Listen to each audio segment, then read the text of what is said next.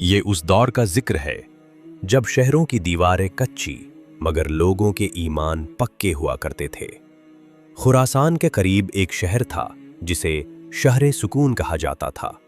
यहाँ के हाकिम का नाम था नसीर उद-दौला। नसीर एक ऐसा शख्स था जिसकी सुबह गरीबों की दुआओं से शुरू होती और रात अल्लाह की इबादत पर ख़त्म। उसका महल संगमरमर का तो था, मगर उसके दरवाजे हर उस शख्स के लिए खुले थे जिसके दिल में कोई फरियाद हो। एक मर्तबा शहर में कहत अकाल पड़ गया। आसमान से आग बरसने लगी और जमीन ने अनाज उगलना बंद कर दिया। दरिया सूख गए और परिंदे प्यास से तड़प तड़प कर गिरने लगे।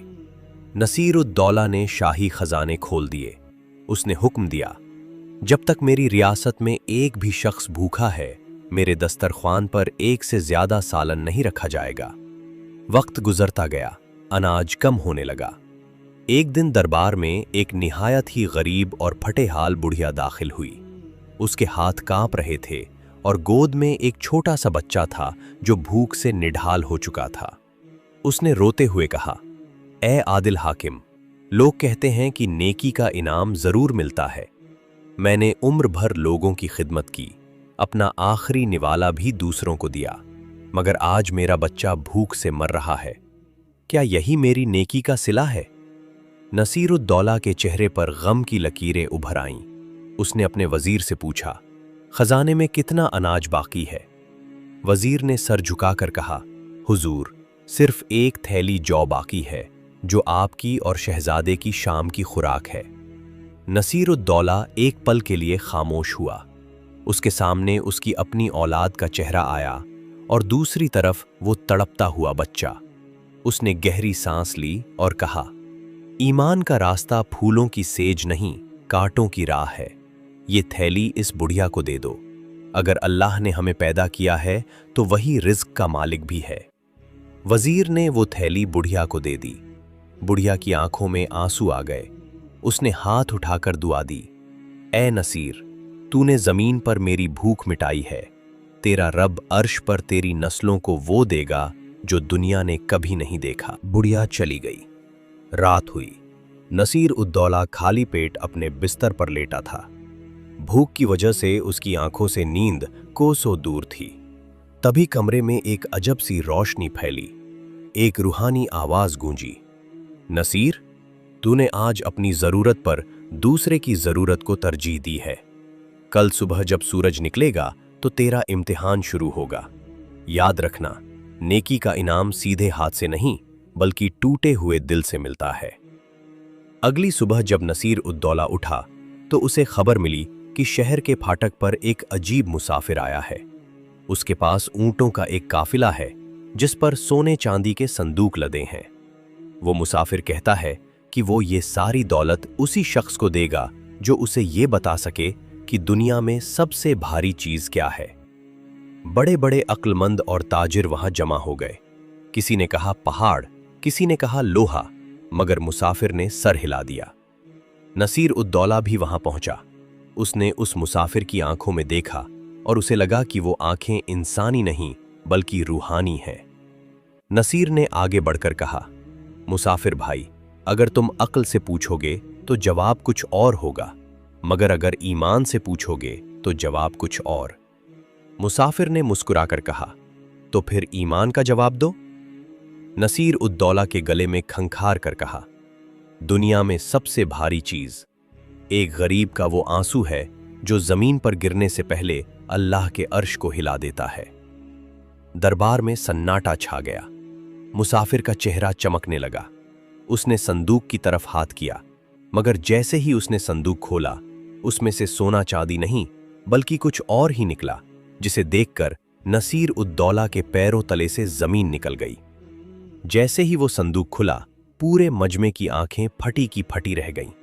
उस संदूक के अंदर न सोना था, न चांदी और न ही कोई दुनियावी दौलत।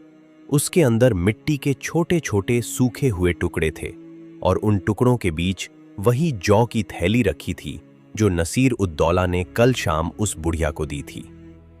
नसीर उद-दौला का रंग फीका पड़ गया। उसने कांपती आवाज में कहा, ये थैली तो मैंने एक जरूरतमंद को दी थी। ये तुम्हारे पास कैसे आई? और ये मिट्टी के टुकड़े क्या हैं? मुसाफिर ने बड़ी पुरअसरार मुस्कुराहट के साथ नसीर की तरफ देखा और बोला, ए नसीर, तूने जमीन पर जौ के दाने दिए थे, मगर कुदरत के तराजू में वो सोना बन चुके हैं। ये जो मिट्टी के टुकड़े तू देख रहा है, ये कोई आम मिट्टी नहीं है। ये उस बुढ़िया के आंसुओं से गीली हुई वो खाक है जहां उसने सजदा करके तेरे लिए दुआ मांगी थी। अल्लाह के नजदीक तेरी दी हुई एक मुट्ठी जौ दुनिया के तमाम खजानों से ज्यादा वजनी हो गई है। तभी मुसाफिर ने एक मिट्टी का टुकड़ा उठाया और उसे हवा में उछाला। जैसे ही वह टुकड़ा हवा से टकराया, वो एक जबरदस्त नूर की शक्ल में तब्दील हो गया और पूरे शहर में ठंडी हवाएं चलने लगीं। काले बादल आसमान पर छा गए और देखते ही देखते ऐसी बारिश शुरू हुई जैसी शहरे सुकून के लोगों ने बरसों से नहीं देखी थी। ये सिर्फ पानी नहीं था, ये रहमत की बारिश थी जिसने सूख चुके दरियाओं को फिर से जिंदा कर दिया। लेकिन कहानी यहाँ एक नया मोड़ लेती है। मुसाफिर ने नसीरुद्दौला का हाथ पकड़ा और उसे अकेले में ले जाकर कहा, नसीर, नेकी का इनाम सिर्फ बरकत नहीं होता, नेकी का असली इनाम एक जिम्मेदारी है। अल्लाह ने तुझे इस आजमाइश में कामयाब किया, इसलिए अब तुझे एक ऐसे सफर पर जाना होगा जहां तेरी अक्ल नहीं, सिर्फ तेरा सब्र काम आएगा। मुसाफिर ने उसे एक अंगूठी दी। उसने कहा, यहां से 3 दिन की मुसाफिरी पर कोहे जुल्मत का पहाड़ है। उस पहाड़ के नीचे एक ऐसी बस्ती है जहां लोग जिंदा तो हैं, मगर उनके सीने में दिल पत्थर के हो चुके हैं। वहां का हाकिम एक जालिम जिन्नात है जिसने इंसानियत को कैद कर रखा है। तुझे वहां जाना है और अपनी नेकी के इस नूर से उन पत्थर के दिलों को फिर से धड़कना सिखाना है। नसीरुद्दौला ने बिना डरे सर झुकाया और कहा, अगर ये मेरे रब का हुक्म है तो मुझे मंजूर है। नसीर ने किसी सिपाही या लश्कर को साथ नहीं लिया। उसने वही सादा लिबास पहना, वो अंगूठी अपनी उंगली में डाली और अकेले ही उस पहाड़ की तरफ निकल पड़ा। रास्ते में उसे बड़े बड़े डरावने मंजर मिले। कहीं जमीन फटी हुई थी तो कहीं जहरीले सांपों का पहरा था। मगर जैसे ही वो अपनी उंगली की अंगूठी दिखाता, जहरीले सांप अपना रास्ता बदल लेते और फटी हुई जमीन जुड़ जाती। सफर के दूसरे दिन नसीर को रास्ते में एक कुआं मिला। वहां एक बदशक्ल और डरावना सा साया बैठा रो रहा था। नसीर करीब पहुंचा तो देखा कि वो एक इफरीत था जिसकी आंखों से आग निकल रही थी। नसीर ने पूछा, तुम कौन हो और क्यों रो रहे हो? उसने कहा, मैं इस रास्ते का पहरेदार हूं। उस जालिम हाकिम ने मेरी रूह को इस कुएं में कैद कर रखा है। जो भी यहां से गुजरता है मैं उसे खा जाता हूं। मगर आज मेरा दिल रो रहा है क्योंकि मैंने बरसों से किसी इंसान के चेहरे पर नूर नहीं देखा। ए मुसाफिर, अगर तू मुझे आजाद कर दे तो मैं तुझे उस शैतानी बस्ती का राज बता दूंगा। नसीरुद्दौला मुश्किल में पड़ गया। अगर वो उसको आजाद करता है तो वो पूरे इलाके में तबाही मचा सकता था, और अगर नहीं करता तो वो राज कैसे पता चलेगा? नसीर ने आंखें बंद कीं और अपने दिल से मशवरा किया। नसीरुद्दौला ने उस रोते हुए उसकी आंखों में देखा। उसे याद आया कि उसके वालिद कहा करते थे, इंसाफ सिर्फ इंसानों के लिए नहीं, हर मखलूक के लिए है। उसने अपनी उंगली से वो अंगूठी उतारी और उसे कुएं के मुहाने पर रख दिया।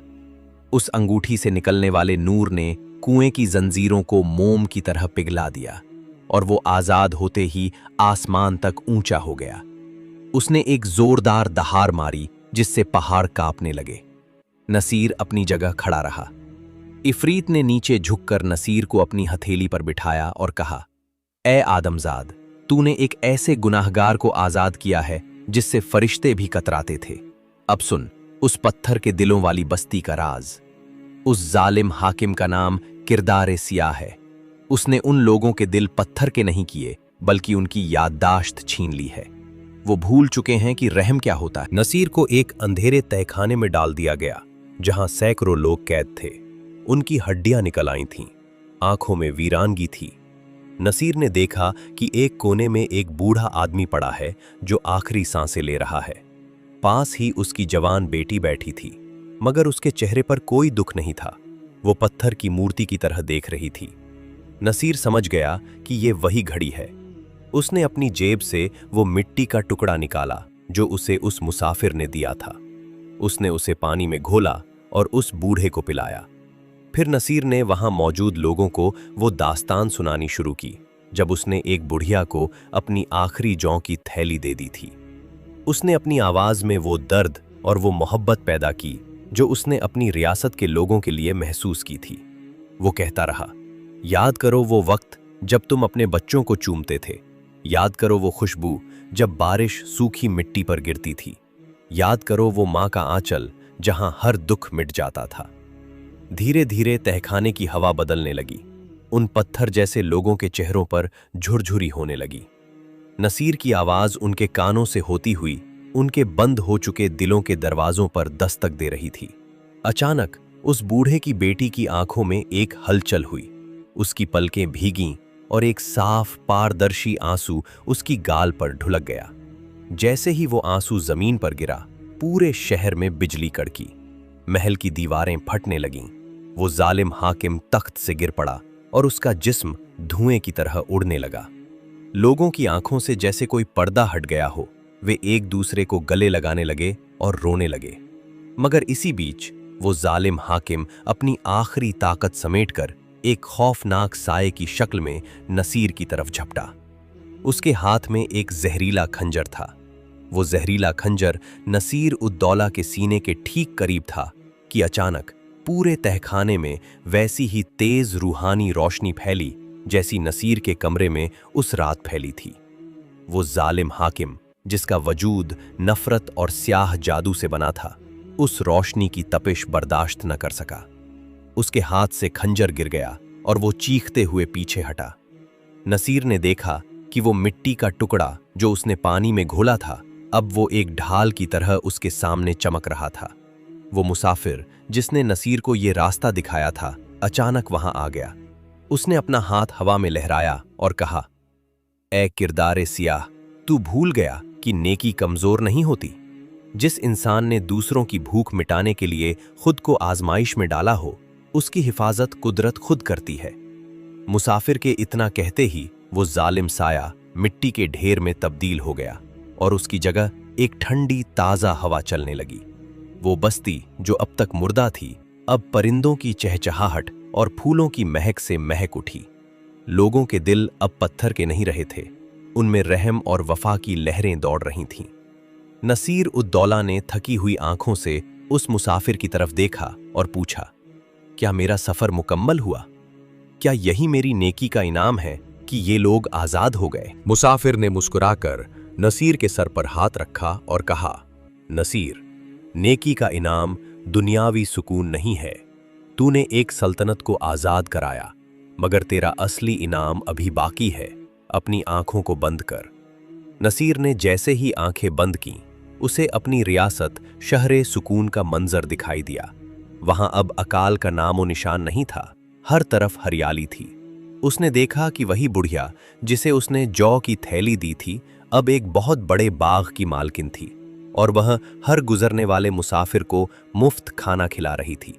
लेकिन सबसे अजीब बात यह थी कि उस बाग के बीचों बीच नसीर उद्दौला की एक तस्वीर नहीं, बल्कि उसका किरदार जिंदा था। हर बच्चा नसीर की दास्तान सुना रहा था। मुसाफिर ने कहा, तेरा असली इनाम यह है कि तू अब एक फानी इंसान नहीं रहा, बल्कि तू एक मिसाल बन चुका है। जो इंसान अपनी नेकी से लोगों के दिलों को बदल देता है, वो मरकर भी कभी नहीं मरता। अचानक नसीर की आंख खुली। वो अपने उसी बिस्तर पर लेटा था जहां से ये सफर शुरू हुआ था। सुबह की अजान गूंज रही थी। उसे लगा जैसे ये सब एक ख्वाब था, मगर जैसे ही उसकी नजर अपनी उंगली पर पड़ी, अंगूठी चमक रही थी और मेज पर एक कागज रखा था जिस पर लिखा था, अक्ल से रास्ता मिलता है, ईमान से रोशनी और नेकी से रब की रजा। तूने तीनों पा लिए। नसीर उद्दौला अपनी जगह से उठा। उसका दिल पहले से कहीं ज्यादा मुतमईन था।